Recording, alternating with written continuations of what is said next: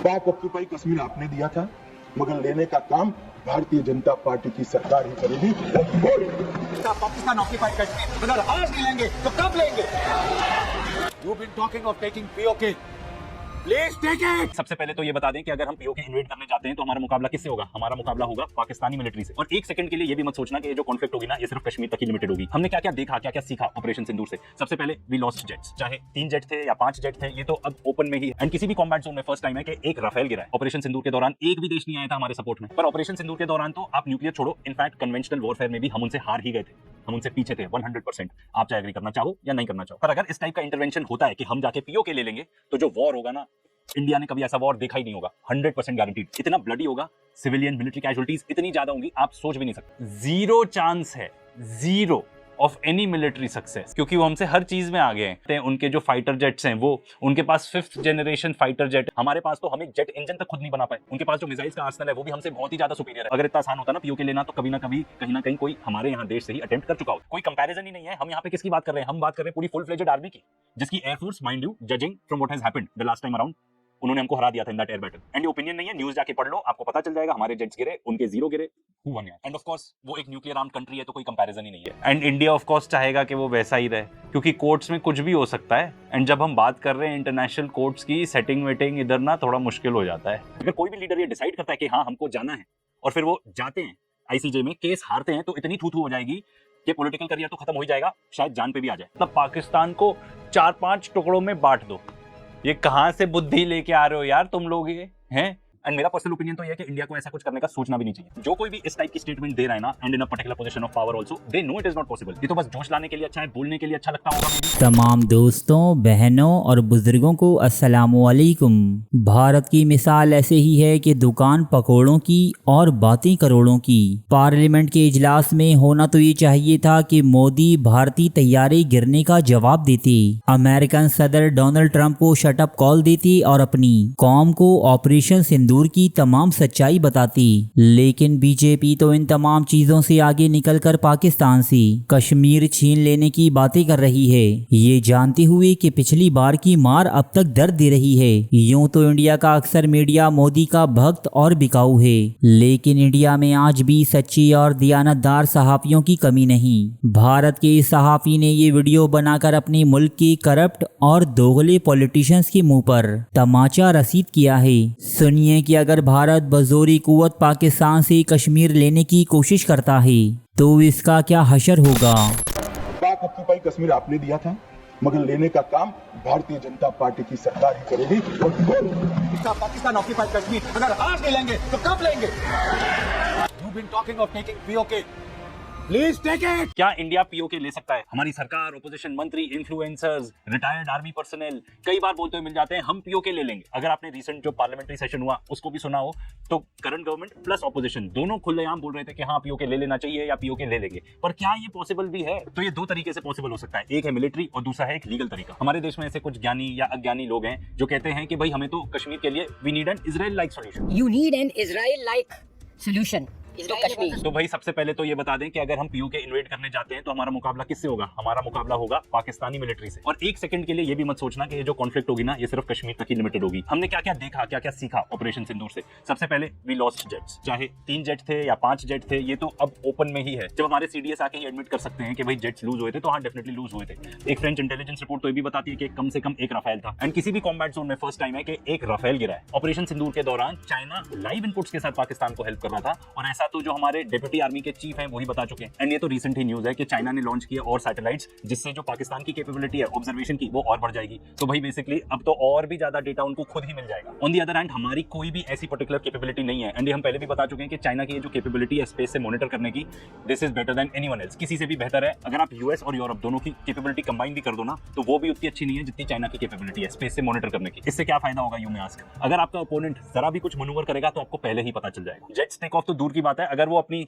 Missile इधर से उधर भी शिफ्ट करेगा तो भी आपको पता चल जाएगा कि वो क्या करने वाला है। इंडिया आइसोलेट हो जाएगा डिप्लोमेटिकली। वैसे भी ऑपरेशन सिंदूर के दौरान एक भी देश नहीं आया था हमारे सपोर्ट में। एक एग्जांपल आप इससे भी ले लो कि हम कितने डिपेंडेंट हैं दूसरे देशों पर, कि फ्रांस ने हमें राफेल का सोर्स कोड ही नहीं दिया। इससे क्या फर्क पड़ता है? जो हमने ऑपरेशन सिंदूर के दौरान देखा कि भाई अगर सॉफ्टवेयर में आप हल्की भी ट्वीक नहीं कर सकते हो, तो अगर आप कोई अपने और वेपन्स लोड करना चाहते हो उस पर्टिकुलर एयरक्राफ्ट में, पॉसिबल ही नहीं है। एंड ये हमारी एक बहुत ही बड़ी लिमिटेशन थी ड्यूरिंग ऑपरेशन सिंदूर। एंड देखो, अगर आप इतना बड़ा मिलिट्री कैंपेन चलाने वाले हो तो आपको सारे देशों का जितने भी आप ले सकते हो अपने सपोर्ट में, उनको लेना जरूरी है। और हमारे केस में तो खास तौर पे, क्योंकि हम हार्डली कुछ चीजें इन हाउस बनाते हैं। एंड इसी एग्जैक्ट टॉपिक पे हम वीडियो भी बनाने वाले हैं, तो सब्सक्राइब करना मत भूलना। इनफैक्ट हमारी जो ब्रह्मोस मिसाइल्स है ना, वो भी इंडिया और रशिया का जॉइंट वेंचर ही है। तो अगर मान लो रशिया कह देता है कि भाई आप ऐसी टाइप की हरकत करने जा रहे हो, हम इसके सपोर्ट में नहीं है, तो हम क्या करेंगे? Pakistan on the other hand, उसको पूरा सपोर्ट मिलेगा, क्योंकि अग्रेसर तो हम होंगे, वो थोड़ी होगा। एंड पाकिस्तान के पास है चाइना। वैसे भी China 80% of Pakistan defence equipment supply करता है, तो वो एकदम ही रिलायबल सप्लायर रहेगा for all sorts of spares या जो भी मटेरियल रिक्वायर्ड रहेगा उसके लिए। चाइना तो बहुत हेवीली इन्वेस्टेड है into Pakistan. Belt and road initiative के बारे में तो सुना ही होगा। एंड अगर आप ऑपरेशन सिंदूर के बारे में बात करो तो 3 कंट्रीज थी जिन्होंने आके फुल्ली सपोर्ट किया पाकिस्तान को, Turkey, Azerbaijan end of course China. And इस चीज के बारे में तो सीडीएस जनरल चौहान ने भी वार्न किया था। इनफैक्ट उन्होंने ये बताया था कि ये पाकिस्तान, चाइना, बांग्लादेश इकट्ठे हो गए हैं तो ये इंडिया के लिए एक थ्रेट हो सकता है, या एटलीस्ट इंडिया के सिक्योरिटी इंटरेस्ट में तो नहीं है। एंड ऑफ कोर्स जब आप जाके इस टाइप का अटैक करोगे तो न्यूक्लियर का रिस्क तो है ही है। अब भाई ऑपरेशन सिंदूर के दौरान भी तो यही हुआ। अब भाई वो लोग जो भी हैं जो बोलते हैं कि भाई हम उससे नहीं डरेंगे, न्यूक्लियर की धमकी, अरे भाई न्यूक्लियर धमकी देने के लिए ही बनाया है उन्होंने। किसी भी देश ने न्यूक्लियर धमकी देने के लिए ही बनाया है, क्योंकि आज के डेट में अगर आप न्यूक्लियर वॉर छेड़ देते हो तो it is mutually assured destruction, 100%, सभी कुछ खत्म है। तो वो डेटरेंस के लिए ही बनाया गया है न्यूक्लियर वेपन, ठीक है ना? या अगर आपको इस टाइप की भाषा यूज करनी है कि धमकी देने के लिए बनाया गया है, तो हाँ भाई उसी के लिए बनाया। पर ऑपरेशन सिंदूर के दौरान तो आप न्यूक्लियर छोड़ो, इनफैक्ट कन्वेंशनल वॉरफेयर में भी हम उनसे हार ही गए थे, हम उनसे पीछे थे 100%। आप चाहे एग्री करना चाहो या नहीं करना चाहो, पर अगर इस टाइप का इंटरवेंशन होता है कि हम जाके पीओके ले लेंगे, तो जो वॉर होगा ना, इंडिया ने कभी ऐसा वॉर देखा ही नहीं होगा, 100% गारंटीड। इतना ब्लडी होगा, सिविलियन मिलिट्री कैजुअलिटीज इतनी ज्यादा होंगी आप सोच भी नहीं सकते, इतनी तबाही मच जाएगी। एंड ऐसा थोड़ी है सिर्फ कश्मीर के आसपास ही बम फूटेंगे। देन अगर वॉर है देन सब कुछ लेजिटिमेट है, दिल्ली पे भी बम फूट सकता है, कहीं भी बम फूट सकता है। एंड ये आपने ऑपरेशन सिंदूर के दौरान देख लिया होगा ना। एंड सबसे इंपॉर्टेंट बात, क्यों जीरो चांस है, zero of any military success. Certain part of PoK तो चाइना के पास ही है, तो क्या हम चाइना से भिड़ जाएंगे? वो भी एकदम हेड ऑन। हम अफोर्ड ही नहीं कर सकते भाई, चाइना एकदम अलग लेवल पे है, वो तो यूएसए को मार दे सकता है, इस लेवल पे है वो, क्योंकि वो हमसे हर चीज में आगे हैं। वो अपनी सारी चीजें खुद बनाते हैं, उनके जो फाइटर जेट्स हैं वो, उनके पास 5th जनरेशन फाइटर जेट है जो वो खुद मैन्युफैक्चर करते हैं। हमारे पास तो हम एक जेट इंजन तक खुद नहीं बना पाए। स्पेस टेक में वो लोग इतने आगे हैं, मैंने आपको ऑलरेडी बताई दिया उसके बारे में। एआई में इतने आगे हैं, उनके पास जो मिसाइल्स का आर्सेनल है वो भी हमसे बहुत ही ज्यादा सुपीरियर है। एंड हम कहाँ हैं उनके आगे? ऑनेस्टली बिल्कुल भी नहीं है। उनके पास तो 2 साल में एक आर्मी ऑफ रोबोट्स तैयार हो जाएगी, तो रोबोट लड़ने आएंगे। दैट इज ऑफ कोर्स अगर हम कभी भी ऐसा सोचें या डिसाइड करें कि ऐसा हमको कुछ मिलिट्री एक्शन लेना है, पीओके लेना है, तो our country will be doomed. इसके बारे में कोई दो राय नहीं है। देखो इजराइल अफोर्ड कर सकता है ये सब करना, क्योंकि वो अटैक डॉग है वेस्टर्न एलाइज का, ठीक है ना? वो बना ही इस चीज के लिए, एंड वो बेसिकली एक्सटेंशन है of US empire, and last phase है कॉलोनाइजेशन का। एंड इसी वजह से उसको सारे वेस्टर्न एलाइज सपोर्ट करते हैं। इसीलिए इंडिया और इजराइल का तो कोई कंपैरिजन ही नहीं है, मत करो, दोनों देश बहुत ही अलग है। अब ये तो बात हम मिलिट्री की कर रहे हैं, डिप्लोमेटिकली आप सोचो क्या होगा। ऑपरेशन सिंदूर के दौरान तो कोई सपोर्ट नहीं करने आया, जबकि हमारा तो स्टांस यही था। अगर आप पार्लियामेंट्री सेशन सुनोगे तो वो बताते हैं हमारा स्टांस सिर्फ ये था, हमारे पॉलिटिशियंस बता रहे हैं खुद, कि जब हमने जाके उनके पर्टिकुलर साइट्स को टारगेट किया, उसके बाद हमने पाकिस्तान को फोन कॉल करके बोला बस वी आर डन, हम आगे नहीं प्रोसीड करना चाहते इससे। That was our particular stance, ठीक है? हम लोग यही चाहते थे। अध्यक्ष महोदय, 7 मई 2025 को हमले माने 1:35 के तुरंत बाद भारतीय डीजीएमओ ने हॉटलाइन संदेश के माध्यम से पाकिस्तान के डीजीएमओ यानी डायरेक्टर जनरल मिलिट्री ऑपरेशन से संपर्क किया और टेरर इंफ्रास्ट्रक्चर के खिलाफ हमारे हमले के रेशनल और मेथोडोलॉजी के बारे में पूरी जानकारी दी और यह तथ्य भी बताया ये हमले एस्केलेटरी नेचर वाले नहीं थे, यानी इसको हम आगे नहीं बढ़ाना चाहते। पर जब आप इमेजिन करो कि आप जाके एकदम इन्वेड करने लगोगे तो क्या कोई भी देश आपको सपोर्ट करेगा? बिल्कुल भी नहीं। मुझे तो इनफैक्ट ये लगता है हमें तो मिलिट्री सप्लाईज ही लोग भेजना छोड़ देंगे। हमारे पास सप्लाईज ही नहीं होंगे कि हम ऐसा कोई लॉन्ग ड्रॉन वॉर लड़ सके। बहुत चांसेस है कि हमारे साथ ट्रेड ही करना बंद कर दें, वो कहेंगे कि भाई नहीं करना, हमारी इकोनॉमी कोलैप्स हो जाएगी। सैंक्शंस भी लग सकते हैं, आप रशिया का एग्जांपल ले लो, पर रशिया और इंडिया का भी कोई कंपैरिजन नहीं है। उनके पास है ऑयल एंड गैस, इतना बड़ा देश है, अपना ऑलमोस्ट सारा डिफेंस इक्विपमेंट वो खुद बनाते हैं, एंड उनके पास एक बहुत ही लेजिटिमेट रीजन है यूक्रेन को इन्वेड करने का। कोई डाउट हो तो ये वीडियोस बनाए हैं, 2 पार्ट सीरीज जरूर चेकआउट करना। मतलब हमारे लिए अगर मान लो सैंक्शंस लगते हैं, हमारे साथ देश ट्रेड करना छोड़ देते हैं, तो भाई हमारे लिए तो डिजास्टर ही हो जाएगा। And let me tell you, अगर इतना आसान होता ना पीओके लेना, तो कभी ना कभी कहीं ना कहीं कोई हमारे यहाँ देश से ही अटेम्प्ट कर चुका होता। और फिर से इजराइल से ही कंपैरिजन ले लें, वो हमास को नहीं हरा पा रहे हैं। गाजा इतनी छोटी सी जगह है और वो एक मिलिशिया ही है।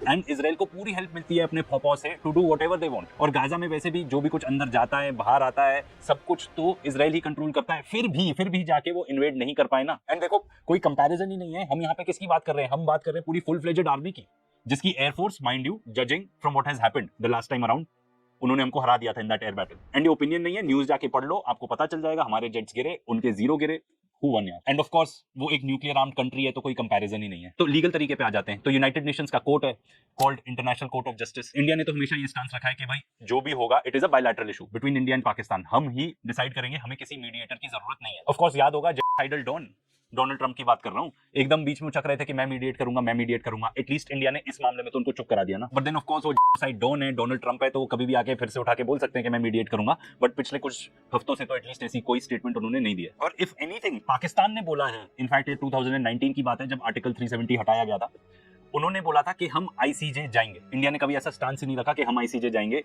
रिगार्डिंग कश्मीर। आई नो आप में से बहुत सारे लोग ऑलरेडी अवेयर हो गए, पर थोड़ी सी हिस्ट्री जान लेनी जरूरी है। एंड हम कोई भी इंडियन वेबसाइट, पाकिस्तानी वेबसाइट, कोई भी ऐसा सोर्स नहीं ले रहे हैं, हम एक न्यूट्रल पर्सपेक्टिव से इसको अप्रोच करेंगे कि दुनिया क्या कह रही है। इसलिए ये पर्टिकुलर जो आर्टिकल है सीएफआर से उठाया हमने। तो इंडिया पाकिस्तान का वॉर सबसे पहला कौन सा था? तो अकॉर्डिंग टू सीएफआर ये तब चालू हुआ जब पश्तून ट्राइब्समैन थे from north west of Pakistan, उन्होंने कश्मीर को इन्वेड किया अलेजेडली विद पाकिस्तानी सपोर्ट। तो जो महाराजा हरी सिंह थे उस टाइम पे उन्होंने एक साइन किया डॉक्यूमेंट इंडियन गवर्नमेंट के साथ, known as the instrument of accession, जिसमें ये एग्री हुआ था कि जो कश्मीर है वो इंडिया को ज्वाइन करेगा पर वो ऑटोनोमस रीजन रहेगा विद इन द कंट्री।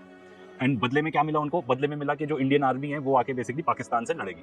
तो इंडिया ने एक्सेप्ट किए वो टर्म्स, इंटरवीन किया उन्होंने कश्मीर में, पाकिस्तान के साथ वॉर हुआ, 1 साल ऑलमोस्ट लड़ाई हुई। फिर दोनों देशों के बीच में यूनाइटेड नेशंस ने ब्रोकर किया सीज फायर। उस टाइम पे जहां भी आर्मीज आई थी एलओसी वहां पे ड्रॉ हो गया। तो रफली अकॉर्डिंग टू दिस इंडिया को 2/3 कश्मीर मिला और बाकी पाकिस्तान ने लिया।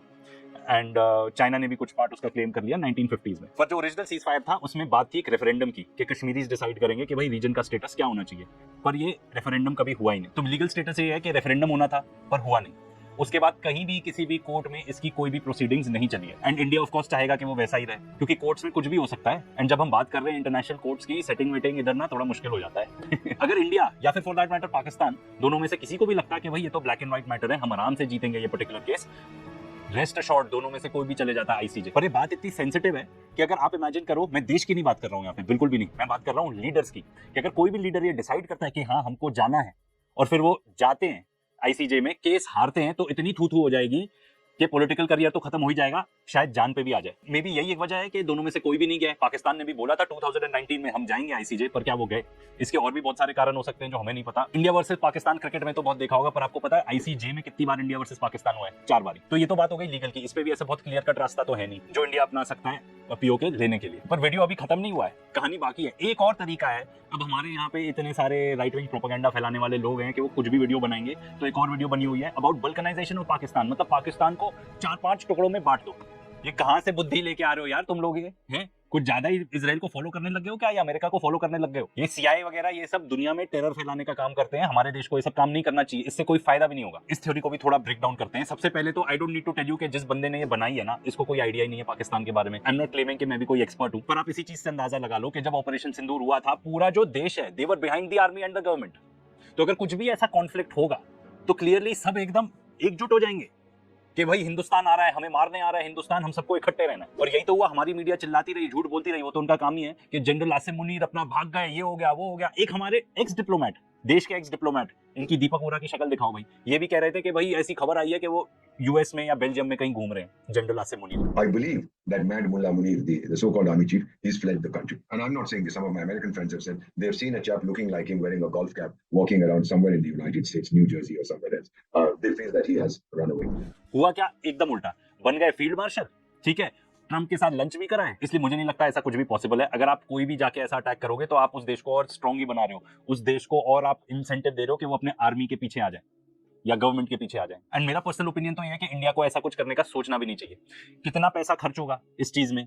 हमको यूनाइटेड स्टेट्स ऑफ अमेरिका है नहीं कि हम छापते जाएं, डॉलर छापते जाएं, ठीक है ना। हमको वो पैसा अपने देश में स्पेंड करने की जरूरत है। एजुकेशन का क्या हाल है हमारे देश में, वो इस पर्टिकुलर वीडियो में चेकआउट कर लेना। हम कोई अमेरिका नहीं है ना, हमारे पास उस टाइप की पावर है जो अमेरिका के पास है कि हम जाके किसी भी देश में को ऑर्गेनाइज करा पाए। And I am not being at all disrespectful towards raw और एनीथिंग, क्योंकि हमारे देश का ये पर्टिकुलर काम है नहीं, तो ये सब टाइप की थ्योरी मत दो, ठीक है ना। और आपको क्या लगता है पाकिस्तान शांत बैठा रहेगा? हमारे पास रॉ है तो उनके पास आईएसआई है, उनके पास चाइना का भी सपोर्ट है। अगर आप इस टाइप की हरकत करते हो, डिस्टेबलाइज करने की कोशिश करते हो एक देश को, तो they will retaliate in kind, वो भी सेम चीज आपके साथ करेंगे एंड उनके पास सपोर्ट रहेगा चाइना का, तो हर टाइप की चीज कर सकते हैं, टेररिस्ट अटैक कर सकते हैं। कितने कितने स्लीपर सेल है हमारे यहाँ पे, हमें नहीं पता, ठीक है ना। पहलगाम का एग्जांपल ले लो, टेररिस्ट आए, आराम से उन्होंने अपनी डीड की, जो उनको करना था, निकल भी गए, ठीक है। साइबर वॉरफेयर हो सकता है, प्रोपेगेंडा फैला सकते हैं, फेक न्यूज का भरमार हो जाएगा, पर हमको क्या फर्क पड़ता है उससे, हमारे यहाँ तो ऑलरेडी मीडिया है ना। हमारे यहाँ लॉ एंड ऑर्डर की स्थिति देख लो क्या हाल है।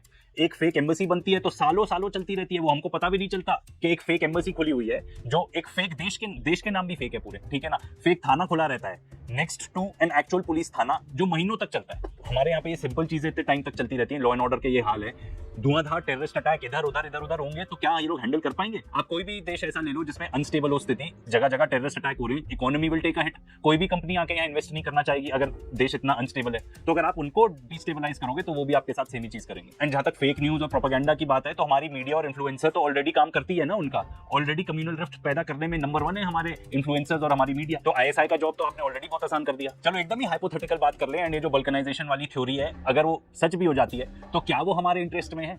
क्या आपको लगता है इससे टेररिज्म कम होगा? आपको जिन लोग को लगता है कि पाकिस्तान से यहाँ पे टेररिस्ट आते हैं और भी ज्यादा बढ़ जाएंगे ये, क्योंकि एकदम कोई अनस्टेबल स्थिति होगी ऐसी एक देश में जहां पे इस तरीके से एकदम टूट फूट जाए देश, ठीक है। आपको क्या लगता है जिहादी कम होंगे, जिहादी बढ़ेंगे? तो ये जितनी भी इस टाइप की थ्योरी है ना कि वहां पे उनको तोड़ मरोड़ देंगे, एंड ये जो इजराइल लाइक सोच है ना, इससे देश और दुनिया अनसिक्योर होती है, ज्यादा सिक्योर नहीं होती। देखो हमारा मोटिव ये बिल्कुल नहीं था कि हम कुछ सोल्यूशन दे पाए, हम कोई भी नहीं है इस प्रॉब्लम का सोल्यूशन देने वाले। तो कंक्लूड करने के लिए, जो कोई भी इस टाइप की स्टेटमेंट दे रहा है ना, and in a particular position of power also, they know it is not possible. ये तो बस जोश लाने के लिए अच्छा है, बोलने के लिए अच्छा लगता होगा, मे बी आपको एक फेक सेंस ऑफ प्राइड या एक फेक सेंस ऑफ सिक्योरिटी या एक फेक सेंस ऑफ पावर देने के लिए बहुत अच्छा है ये, पर जो अभी के हालात हैं उनको देखते हुए, एनालाइज करते हुए, इसकी पॉसिबिलिटीज ना के बराबर ही।